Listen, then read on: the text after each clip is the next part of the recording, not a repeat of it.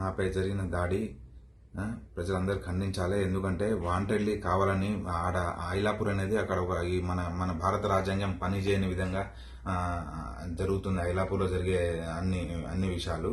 అక్కడ ఏంటంటే అక్కడ ఎట్లా అంటే వీళ్ళకు నా మీద దాడి చేయడానికి ముఖ్యంగా దాడి చేసి వీడియో చిత్రీకరించడానికి కారణము ఇక్కడ స్థానికంగా ఉన్న లోకల్ విలేకరులకు కానీ, స్థానికంగా మండల రెవెన్యూ అధికారులకు కానీ, మున్సిపల్ అధికారులకు కానీ, లేకపోతే హైడ్రాక్ కానీ ఐలాపూర్ జోలికి వస్తే ఇంత ఘోరంగా ఉంటుందని చెప్పేసి వాంటెడ్లీ కావాలని నన్ను నాపై దాడి చేసి నన్ను హింసించి నన్ను చంపే ప్రయత్నం చేసి వీడియోలు చిత్రీకరించారంటే మీరు అర్థం చేసుకోండి ఐలాపూర్లో ఏం జరుగుతుందో. ఈ ముఖ్యము అజీమ్ అన్నదమ్ముల ఆగడాలు ఎంత ఘోరంగా ఉన్నాయో అందరూ అర్థం చేసుకోవాలని నేను కోరుకుంటున్నాను.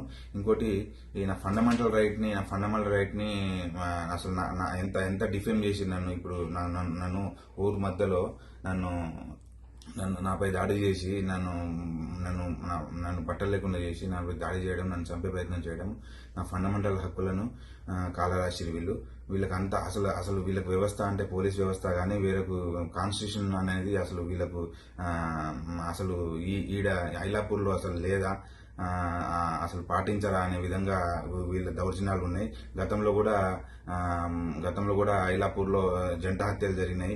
ప్లస్ ఐలాపూర్లో నలుమూలల ప్రభుత్వ స్థలాలను మొత్తం అమాయకులను మోసగించి నోటరీ మీద మొత్తం దాదాపు 200 నుంచి 300 ఎకరాలకు పైగా వీళ్ళు నోటరీ మీద ప్లాట్ అమ్ముకొని వీళ్ళు కోట్లకు పడిగెత్తారు. వీళ్ళ ఆగడాలకు అసలు హద్దు లేకుండా పోయింది. దయచేసి ఇప్పటికైనా కానీ పోలీస్ యంత్రాంగము కానీ వీళ్ళ మీద తగిన చర్యలు తీసుకొని వీళ్ళకు తగిన చర్య తీసుకోవాలని చెప్పేసి నేను కోరుకుంటున్నాను.